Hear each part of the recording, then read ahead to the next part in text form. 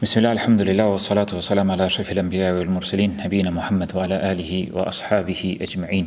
Allahun e falenderojmë, selamat dhe salavatet qofshin për me të dashurin ton Muhammedin sallallahu alaihi wasallam, familjen e tij, shokët e tij dhe gjithë ata që pasojnë atë deri në ditën e gjykimit. Nga lutjet kuranore madhështore, të cilat Allah i lartësuar i përmend në Kur'an, është edhe lutja e robërve të tij, e besimtarëve të cilët thojnë ربنا آتنا في الدنيا حسنة وفي الآخرة حسنة وقنا عذاب النار. O Zoti jon, jepna të mira në këtë botë dhe në botën tjetër dhe na ruaj nga dënimi i zjarrit, nga dënimi i xhenemit. Pra a shohim të cilët edhe këta besimtarë ju kanë drejtuar Allahut të lartësuar, sikurse lutjet e shumicës së pejgamberëve përmes emrit Ar-Rabb. Rabbana, Zoti jon, jepna të mira në këtë botë dhe në botën tjetër dhe gjithashtu runa nga dënimi i zjarrit.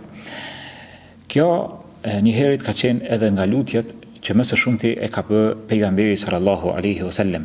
E shënon Imam Muslimi në sahihun e tij ku Qatada e pyet Anas ibn Malikun se cila është ajo lutje me të cilën pejgamberi jon sallallahu alaihi wasallam është lutur më së shumti. Atëherë thot Anasi radhiyallahu anhu, kana aktharu ad-du'a يدعو بها يقول اللهم آتنا في الدنيا حسنة وفي الآخرة حسنة وقنا عذاب النار. Lutja me të cilën është lutur më së shumti profeti jon i dashur Muhamedi sallallahu alaihi wasallam ka thënë Allahumma atina fi dunya, o Zoti jon, jepna të mira në këtë botë dhe në botën tjetër dhe na ruaj nga zjarri i xhenemit. Madje Anesi sa herë është lutur në lutjet e tij, këtë lutje e ka fut ndërmjet lutjeve të cilat e ka lutur Allahun e lartësuar. Pra sa herë e ka lutur Allahun, e ka përdorur edhe këtë lutje në mes apo në fund përgjatë lutjeve. Pra e shohim që vlera një lutje, vlera një duaje e kuptojmë nga shpeshtimi me të cilën është lutur pejgamberi sallallahu alaihi wasallam. Dhe kjo lutje është nga lutjet më të shpeshta që pejgamberi jon e ka lutur Allahun e lartësuar. Gjithashtu me këtë lutje pejgamberi jon sallallahu alaihi wasallam e ka lexuar mes dy ruknejni të Qabës, dy qosheve të Qabës, Ruknul Yamani edhe Ruknul Hajar al-Aswad. Janë dy qoshe të Qabës nga jugu, qoshi prej nga ana e Yemenit, ndryshe quhet Ruknul Yamani, dhe deri te guri i zi. Është sunet të thuhet Rabbana atina fid dunya hasana wa fil akhirati hasana wa qina adhaban nar. Në mes këtyre dy qosheve nga ai balli nga jugu i Qabës është sunet të cilin e shënon Ebu Daudi në sunenin e tij që pejgamberi sallallahu alaihi wasallam është lutur me këtë lutje dhe ka metur nga sunetet e umrexhiut dhe haxhiut. Sa herë bëjnë tavaf, në atë pjesë lutet me këtë dua gjithë përfshirëse e të mirave të dunjas dhe ahiretit.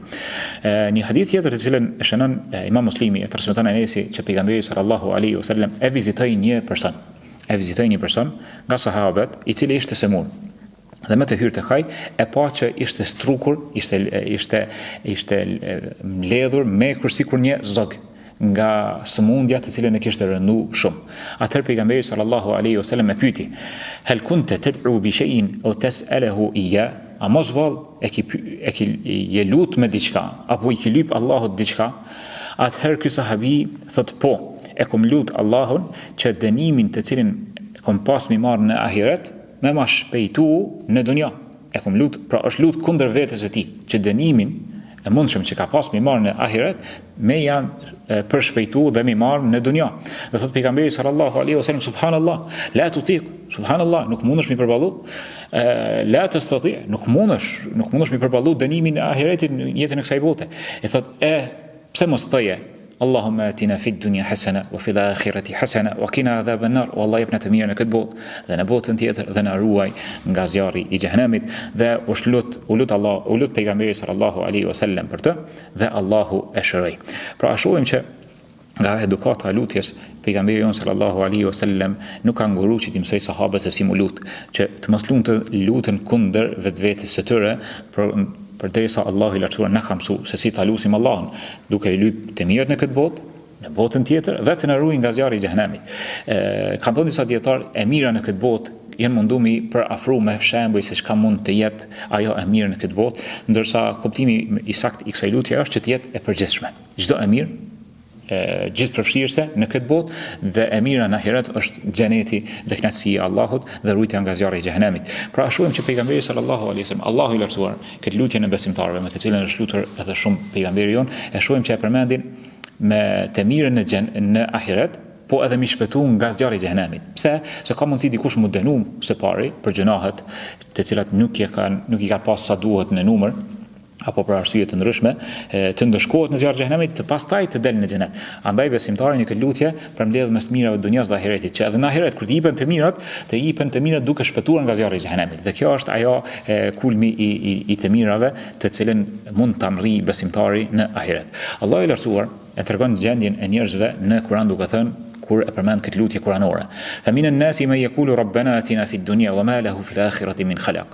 Disa për njerëzve janë të cilët e lusin Allahun, jepna të mirë në këtë botë dhe s'luten për ahiret asgjë, dhe këta në çështjen e ahiretit nuk kanë asnjë të mirë. Wa minhum man yaqulu rabbana atina fid dunya hasana wa fil akhirati hasana wa qina adhaban nar. E për tyre ka për besimtarëve, që këta janë të mençurit, këta janë të zgjuarit, ata të cilët Allahu i lartësuar ju ka dhënë sukses, janë të cilët lusin Allahun, jepna të mirë në këtë botë dhe në botën tjetër dhe na ruaj nga zjarri i xhenemit. Allahu e përmbyll këto ajete dhe thot ulaika lahum nasibun mimma kasabu wallahu sariul hisab. Këta do ta kenë atë hisën shpërblimin të cilën e kanë fituar. Allahu është i shpejt në marrje në llogari.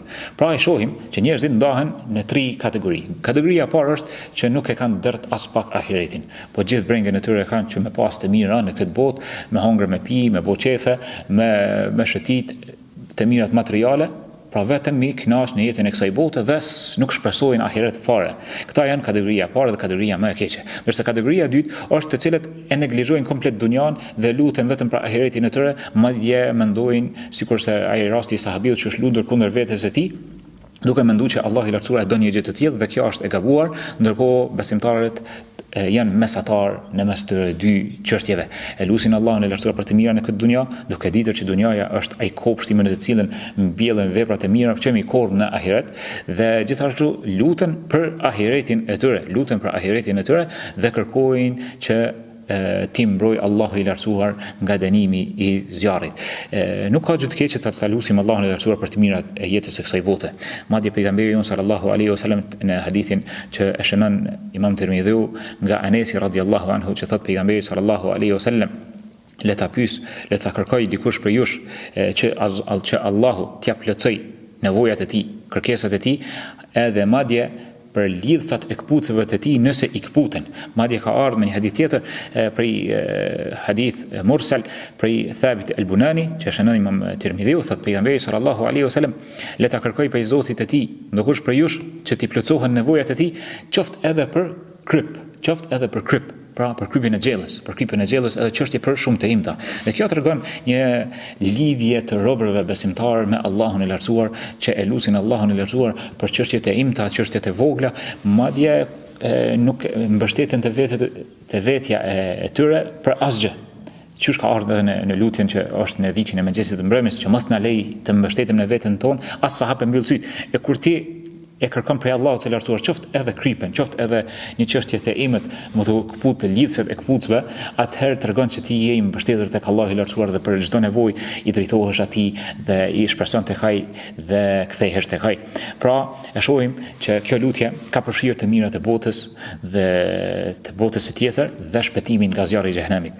Andaj është e hudhës që vazhdimisht edhe në teshahud e lexojmë këtë lutje, të cilën është prej sunetit që pas salavatit të themi Rabbana atina fid dunya hasana wa fil akhirati hasana wa qina adhaban nar. E lutim Allahun e lartësuar të na përmirësoj fejen tonë, që është boshti i çështjes tonë, të na përmirësoj dunjan tonë, e cila është vendi i jetesës tonë, të mos e bëj dunjan dertin dhe brengën më të madhe, mirë po ta mundsoj që dunjan tonë ta shfrytëzojmë, që ta fitojmë ahiretin tonë dhe të na shtoj për jetës tonë çka është më e mira, dhe ta bëj vdekjen rahati për çdo të ligë dhe çdo të keqe.